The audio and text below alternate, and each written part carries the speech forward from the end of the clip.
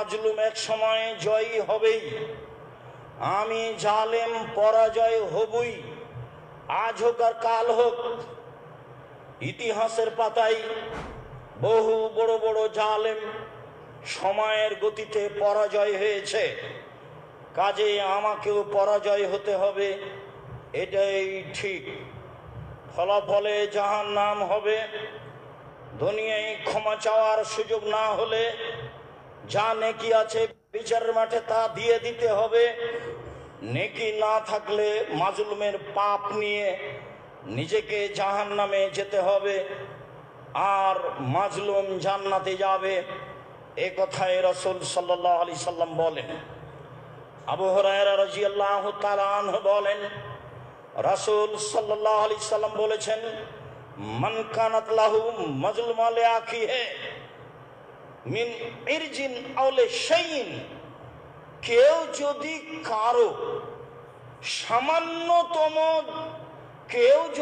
কারো উপরে সামান্যতম জুলুম করে থাকে, সেটা আর্থিক হোক, সেটা মান সম্মানের হোক, সেটা অর্থের ব্যাপারে সম্পদের ব্যাপারে হোক, সেটা মান সম্মানের ব্যাপারে হোক, ফালিয়াতাহাল্লালহু মিনহুল ইয়াওমা, আজই যেন সমাধান করে নেয়। আজকেই, এভাবে আল্লাহ নবী বলছেন, আজকেই যেন সমাধান করে নেয়।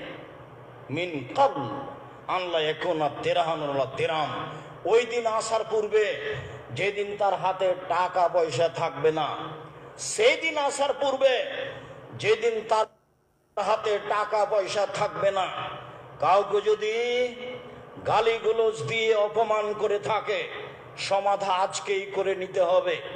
বড় ভাই অন্যায় করেছে, এ কথাই ঠিক, কয়েক মাস থেকে কথা বন্ধ আছে, এ কথাও ঠিক। ছোট ভাইকে হাত ধরে ক্ষমা নিতে হবে, এটাই শরীয়ত। বড় যা বুঝেন কিনা, 3-4 ভাইয়ের বউ, তারা আপোষে যাও। বড় জায়ের অন্যায়ের কারণে কথা বন্ধ হয়েছে, কথাই ঠিক। ছোট যাকে বড় জায়ের হাত ধরে ক্ষমা নিতে হবে, কথাও ঠিক, এটাই শরীয়ত। আজকেই সূর্য ডুবার পূর্বে ক্ষমা নিতে হবে, এই কথা মুহাম্মদ সাল্লাল্লাহু আলাইহি সাল্লাম বলেন। এখনই নিতে হবে, সেই দিন আসার পূর্বে, যেদিন মানুষের হাতে টাকা পয়সা থাকবে না। জুলুম বড় বিপদ। ফাইন কানা লাহু আমালুন সালেহ, যদি জালেমের কিছু নেকি থাকে, নেকি তো করতেই পারে, তো ওখে যা বেকাদরে মাজলেমাতি হিবিন হো, তার জুলুম অনুযায়ী নেকি নিয়ে নেওয়া হবে, দিয়ে মাজলুমকে দিয়ে দেওয়া হবে। ফাইন কানাত লাহুম হাসানা, ফাইন কানাত লাহুম হাসানা, যদি জালেমের নেকি না থাকে তাহলে কি হবে? নেকি থাকলে না হয় নিয়ে নেওয়া হবে, যদি নেকি নাই তাহলে কি হবে? তখন রাসূল সাল্লাল্লাহু আলাইহি সাল্লাম বলছেন, ওকে জামিন সাহেবিহি, তাহলে যার উপরে জুলুম করেছে, মাজলুমের পাপ আছে, সেই পাপ নিয়ে এর উপরে চাপিয়ে দেওয়া হবে জালেমের উপরে। মাজলুম হবে পাপ মুক্ত, আর জালেমের হবে পাপ বেশি। জালেম বেশি পাপ নিয়ে জাহান্নামে যাবে, আর মাজলুম পাপ শূন্য হয়ে জান্নাতে যাবে। হাদিস বুখারী মুসলিম, এভাবে রাসূল সাল্লাল্লাহু আলাইহি সাল্লাম বিচার করেছেন, ফয়সালা দিয়ে গেছেন। চলেন দেখি পৃথিবীর ইতিহাসে দু একটা জুলুম দেখি। জুলুম করেছিল নূহ আলাইহিস সালামের সম্প্রদায়। বিভিন্ন পর্যায়ে জুলুম করলে নিরুপায় হয়ে একদা নূহ আলাইহিস সালাম বললেন, রব্বি লা তাজার, তুমি ছেড়ো না, মিনাল কাফিরিনা দাইয়ারা, লা তাজার ফিল আরদে মিনাল কাফিরিনা দাইয়ারা।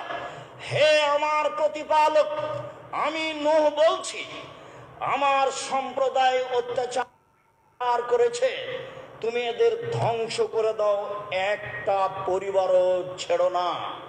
এই কথা বলার পরে আল্লাহ বলছেন নূহ আলাইহিস সালামের কথা, ওয়ালা ইয়ালিদু ইল্লা ফাজারান কাফারা, ইল্লা ফাজরান কাফারা, নিশ্চয় একটা লোক যদি তুমি ছেড়ে দাও তো ও নিজে শয়তান, ও যত জন্ম দিবে সবাই হবে শয়তান। অতএব মাটির উপরে একটা পরিবারও তুমি রেখো না, সবকে ধ্বংস করে দাও, সবাই জালেম।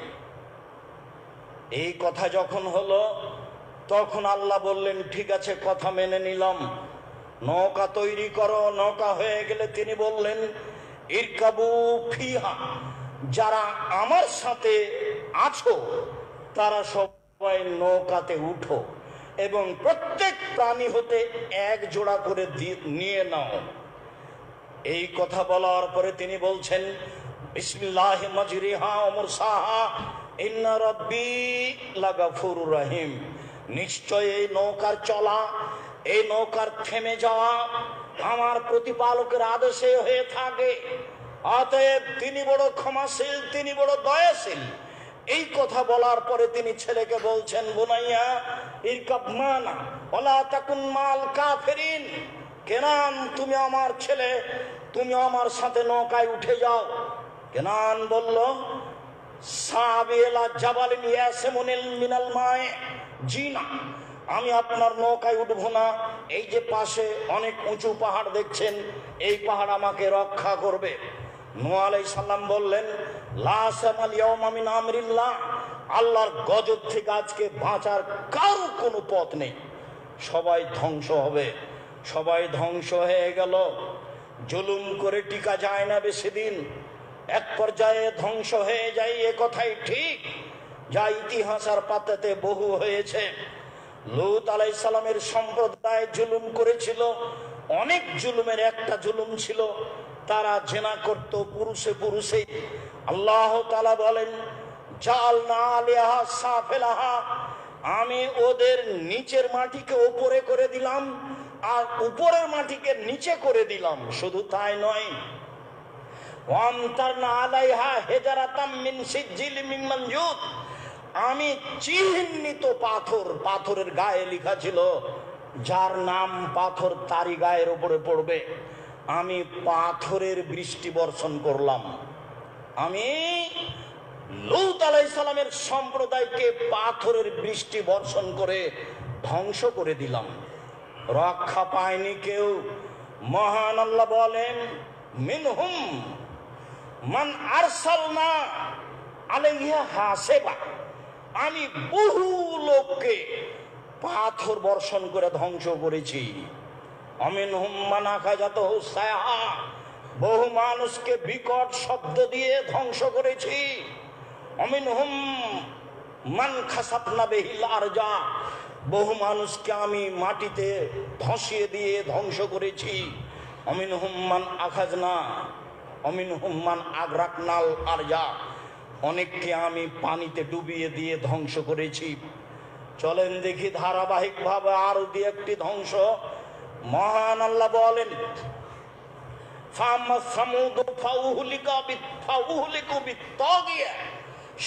সামুদ সম্প্রদায়কে বিকট শব্দ দিয়ে ধ্বংস করা হয়েছে।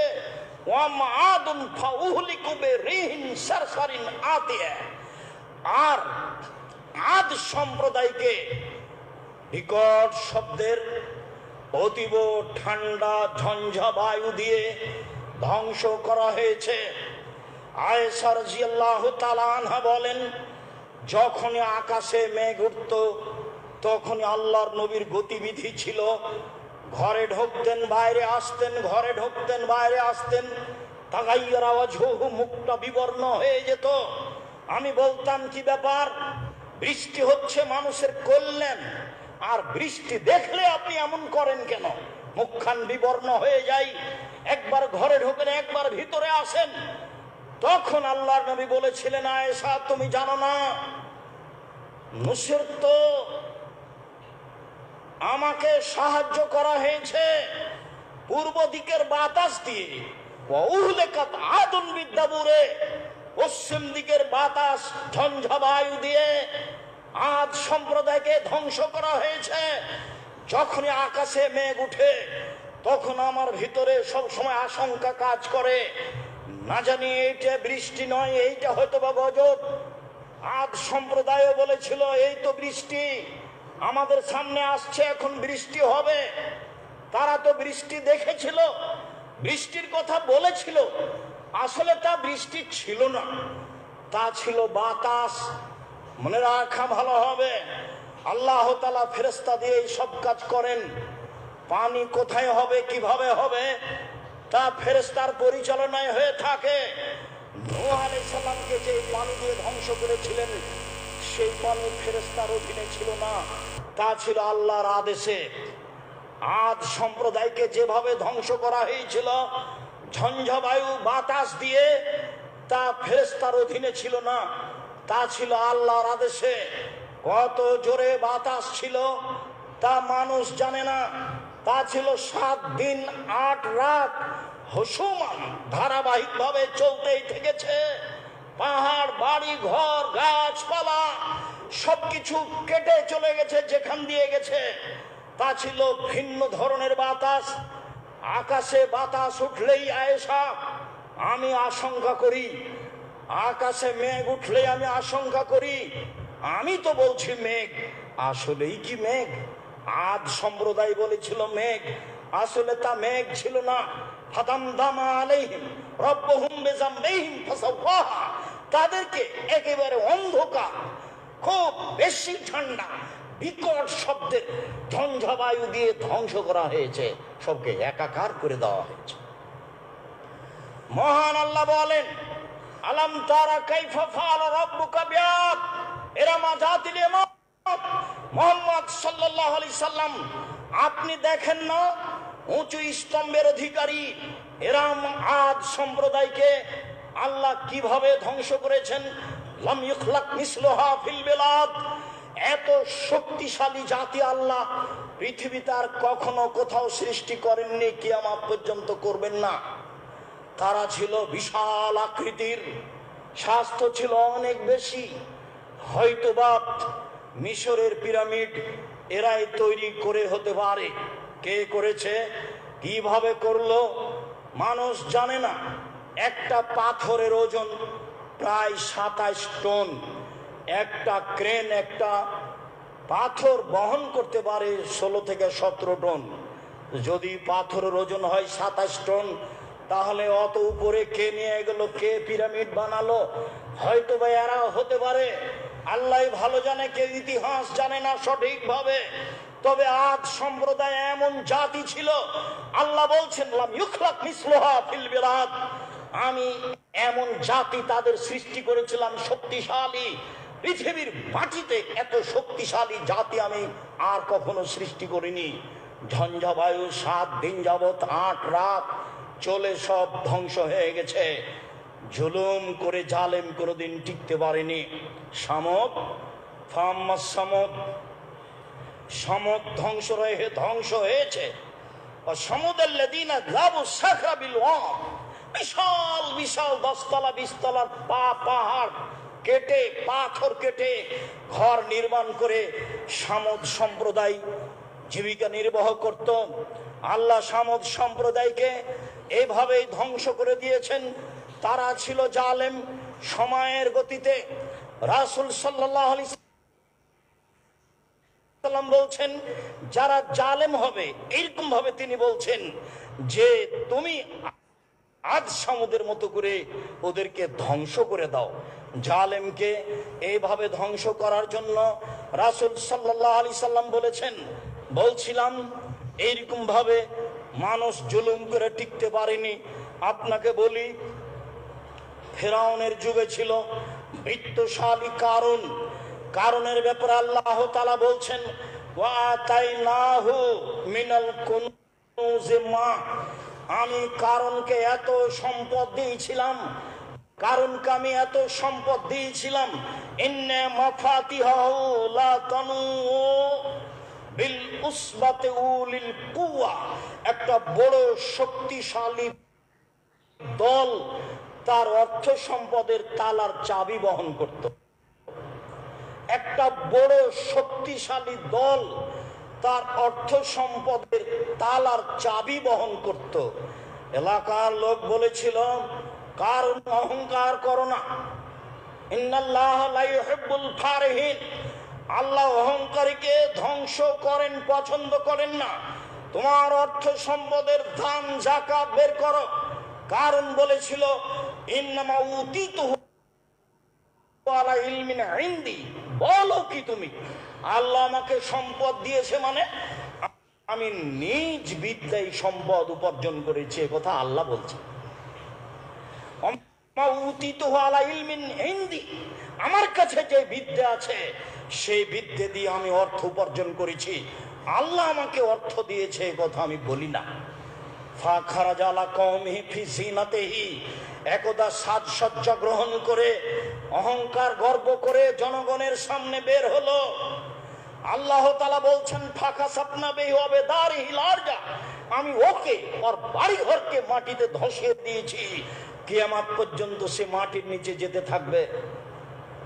যখন আমরা মিশরে বহায়রা কারণের বিল দেখতে গেলাম, যেখানে ও ধসে গেছে বলে বলা হয়, তার প্রশস্ততা হতে পারে 1.5 থেকে 2 কিলো আর লম্বা হচ্ছে প্রায় 50 কিলো। 50 কিলো মতো জায়গা, নিচে বসে আছে, পানি ধরে আছে, পানিতে গন্ধ আছে, আল্লাহ ভালো জানে। 3000 3500 বছর আগেকার কথা, এমনটা হতেও পারে। তবে ও জুলুম করার কারণে মাটিতে ধসে গেছে, এটা আল্লাহ বলছেন, এ কথা আল্লাহর নবী বলছেন। ধসে যাওয়া সত্য, জুলুমের ফলাফল ভোগ করতে হবে, এ কথাও সত্য। চলেন দেখি কারণে ফেরাউনের জুলুমের একটা অংশ, জনগণের সন্তানকে জবে করত আর মেয়েদেরকে জীবিত রাখত, এইটা ছিল একটা জুলুম ফেরাউনের। জনগণের সন্তানকে জবে করে দিত তার চোখের সামনে, মেয়েদেরকে জীবিত রাখত তার চোখের সামনে, এইটা ছিল ফেরাউনের একটা জুলুম। ফেরাউনের জুলুম দেখা গেছে, ফেরাউন বলছে লাউকাত্তিয়ান্না আইদিয়াকুম আরজুলাকুম মিন খিলাফ ওয়া লাউসাল্লিবান্নাকুম ফি দুলুইন নাখলে, যারা তোমরা জাদুগার মূসার কথা মেনে নিয়েছ, আমি তোমাদের ডান হাত কেটে দিব, বাম পা কেটে দিব, বাম পা কেটে দিব, ডান হাত কেটে দিব, এরপরে আমি তোমাদেরকে খেজুরের ডালের সাথে বেঁধে ঝুলিয়ে রেখে দেব, এটাই হলো তোমাদের শাস্তি। ফেরাউনের শাস্তির কথা উল্লেখ হয়েছে, ফিরআউনা দিল আওতাদ, লৌহ শলাকাধারী ফেরাউন, যে তার কথা মানত না, তাকে বালুর চরে নিয়ে গিয়ে 4 হাত পায়ে কাঁটা মেরে দিয়ে, প্রেক মেরে দিয়ে চিৎ করে রেখে দিত এবং গায়ের উপরে সাপ বিছু ছড়িয়ে দিত। এটা কেমন জুলুম হতে পারে? এইভাবে ফেরাউন জুলুম করে দুনিয়া থেকে চলে গেছে। অনেক জুলুম ফেরাউনই বলেছিল নাইনিত্তাখাস্তা ইলাহান গায়রি লাজালান্নাকা মিনাল মাসজুনিন, মূসা আমাকে বাদ দিয়ে তুমি যদি আল্লাহ বলে কাউকে বিশ্বাস করো, আমি তোমাকে জেলখানায় বন্দী করে দেব। ফেরাউনই বলেছিল মালাম লাকুম মিন ইলাহিন গায়রি, আমি ব্যতীত তোমাদের আর কোন আল্লাহ আছে এ কথা আমি জানি না। ফেরাউনই বলেছিল আনা রাব্বুকুম আলা, আমি হচ্ছি তোমাদের সবচেয়ে বড় আল্লাহ। এত বড় জালেম মানুষের প্রতি এভাবে দীর্ঘদিন জুলুম করার পরেও একদিন দুনিয়া থেকে বিদায় নিয়েছে। এযা আদরাকাহুল গারাক, যখন পানি তাকে পেয়ে নিল, এখন ডুবে যাচ্ছে, চোখের সামনে তার সম্প্রদায় সবাই ডুবে গেল। যখন সবাই ডুবে গেল চোখের সামনে, তখন ফেরাউন বলছে আমানতু আন্নাহু লা ইলাহা ইল্লাল্লাযী আমানাত বিহি বানু ইসরাঈল, আমি ফেরাউন ওই আল্লাহকে মেনে নিলাম যে আল্লাহকে বানু ইসরাইল মেনে নিয়েছে, ওয়ানা মিনাল মুসলিমিন, আমি একজন মুসলিম। এই কথা ফেরাউন ঘোষণা দিল পানিতে ডুবে যাওয়ার সময়। বলল আল্লাহ ছাড়া কোনো মাবুদ নেই, সেই আল্লাহ যে আল্লাহকে বানু ইসরাইল মেনে নিয়েছে, আমি ফেরাউন সে আল্লাহকে মেনে নিলাম, আমি হচ্ছে একজন মুসলিম। তখন আল্লাহ তাআলা বলছেন আলান অকাদ আশাইতা কাবল, ও এখন মেনে নিলে? ইতিপূর্বে তুমি জালেম ছিলে, কথাই ঠিক, তুমি এখন মেনে নিলে, ইতিপূর্বে তুমি জালেম ছিলে। তুমি পৃথিবীর মাটিতে বিপর্যয় সৃষ্টি করেছো ফেরাউন। মনে রেখো আল ইয়াউমা নুনাজ্জিকা বিবাদানিকা লিতাকুনা লিমান খালফাকা আয়া, তোমার আজকে ইসলাম গ্রহণ করার কি আছে? তোমার শরীরকে আমি কিয়ামত পর্যন্ত রেখে দিলাম, পৃথিবীর মানুষ কিয়ামত পর্যন্ত দেখে তোমাকে উপদেশ গ্রহণ করবে যে জালেমের একদিন ধরা আছে, জালেম একদিন না একদিন ধরা খাবে। আল্লাহর ধরা বড় কঠিন। যখন আল্লাহ কোনো জালেম জনপদকে ধরেন তখন ধ্বংস করে দেন, তখন আর ছাড় দেন না। আজ তুমি আমার সামনে মুসলিম বলে ঘোষণা দিলে কথা ঠিক, তোমার মুসলিম ঘোষণা গ্রহণ হলো না, তোমাকে কিয়ামত পর্যন্ত রেখে দিলাম। মানুষ দেখে তোমাকে উপদেশ গ্রহণ করবে যে জালেমের ফলাফল কি। পৃথিবীর মাটিতে কেউ জুলুম করে রক্ষা পায়নি, তা আপনারা জানেন। এদেশের বিগত সরকারও জুলুম করে রক্ষা পায়নি। কত তার জুলুম কেনা জানে না, ছোট বড় সবাই জানে, দেশ বিদেশের লোক জানে। কত সেনাকে পিলখানায় হত্যা করেছে, কত মানুষকে নির্বিচার করে হত্যা করেছে, কত মানুষকে ক্রস ফায়ারে হত্যা করেছে, কত মানুষকে গুম করে হত্যা করেছে। সিলেটের উল্লেখযোগ্য সুনামধন্য ব্যক্তি ইলিয়াস তার একজন। সাগরের গভীর পানিতে নিয়ে গিয়ে গায়ের সাথে ভারী পাথর বেঁধে দিয়ে পানিতে ছেড়ে দেওয়া হয়েছে। জুলুম কত হতে পারে, আরো কত আছে কে না জানে। জুলুম করে কেউ টিকতে পারে না। জেলখানায় বন্দি করে আলেম ওলামাদের হত্যা করেছে, জেলখানায় বন্দি করে বহু মানুষকে আজীবন জেলে রেখেছে। মাওলানা দেলোয়ার হোসেন সাইদি রাহিমাহুল্লাহ তার একজন। জুলুম করে কেউ টিকতে পারে না, জুলুমের ফলাফল ভোগ করতেই হবে একদিন। এদেশের সুশিক্ষিত ভবিষ্যৎ জাতীয় সম্পদ নিরপরাধ নিরীহ ছেলেদেরকে কত শতকে হত্যা করেছে, যা আপনারা ভালোভাবেই জানেন। হত্যা করা মহাপাপ। মহান আল্লাহ বলেন, ওমাইয়াকতুল মুমিনান মুতাআম্মিদা, কেউ যদি বিশ্বাসী একজন মুসলিম পুরুষকে হত্যা করে তাহলে তার ফলাফল জাহান্নাম, খালেদান ফিহা, তাকে চিরদিন জাহান্নামে থাকতে হবে। ওয়া লানাহু, তার প্রতি আল্লাহ অভিশাপ করেছেন। ওয়াদাল্লাহু লাহু আযাবান আযীমা, আল্লাহ তার জন্য বড় শাস্তি ঘোষণা দিয়েছেন। মহান আল্লাহ বলেন, মান কাতালা নাফসান বিগাইরি নাফসিন, কেউ যদি কোন মানুষকে অন্যায়ভাবে হত্যা করে থাকে, কান্নামান কাতালান নাসা জামিয়া, সেজন্য একজন মানুষকে হত্যা করে সারা পৃথিবীর মানুষকে হত্যা করলো। এই কথা আল্লাহ তাআলা বলেন। এমন কথা মুহাম্মদ সাল্লাল্লাহু আলাইহি সাল্লাম বলেন। এমনিতে আল্লাহ বলেছেন খুনের বদলে খুন, রাসূল সাল্লাল্লাহু আলাইহি সাল্লাম বলেছেন একজনকে খুন করতে গিয়ে যদি হাজারো জন অংশগ্রহণ করে সবাইকেই খুন করতে হবে। এটা আল্লাহর বিধান, এটাই রাসূল সাল্লাল্লাহু আলাইহি সাল্লামের বিধান। আবার স্বৈরাচারী শাসকের ব্যাপারে মুহাম্মদ সাল্লাল্লাহু আলাইহি সাল্লাম বলেন, সাইয়্যিদুশ শুহাদা হামজা ইবনে আব্দুল মুত্তালিব, শহীদদের সর্দার হচ্ছেন হামজা ইবনে আব্দুল মুত্তালিব। পৃথিবীতে সবচেয়ে দামি শহীদ মুহাম্মদ সাল্লাল্লাহু আলাইহি সাল্লামের চাচা হামজা ইবনে আব্দুল মুত্তালিব। এরপরে ওইরকমই দামি ওই ব্যক্তিও মান কামাইলা কামারিন জায়ের ফামারাহুন্নাহু ফাকাতালাহু, যে ব্যক্তি স্বৈরাচারীর পাশে দাঁড়ালো, তাকে হক কথা বলল, স্বৈরাচারী শাসক তাকে হত্যা করলো, এই ব্যক্তিও হচ্ছে হামজা ইবনে আব্দুল মুত্তালিবের সাথে। এই কথা মুহাম্মদ সাল্লাল্লাহু আলাইহি সাল্লাম বলেন, হাদিস সহিহ। কত জুলুম করেছে সবাই জানে। দেশের উন্নয়নের নামে কত শত কোটি বেহিসাব টাকা বাইরে পাঠিয়েছে। এই দেশের শত কোটি টাকা খরচ করে মূর্তি ও ভাস্কর্য নির্মাণ করেছে, কে না জানে না, সবার জানা আছে। জুলুম করে মানুষ রেহাই পায় না, শতাব্দী তার প্রমাণ, মানুষ তার প্রমাণ। পরবর্তীতে বিচার হবে, যা হবেই। আমি বলছি জুলুমের ফলাফল তো মানুষকে ভোগ করতেই হবে।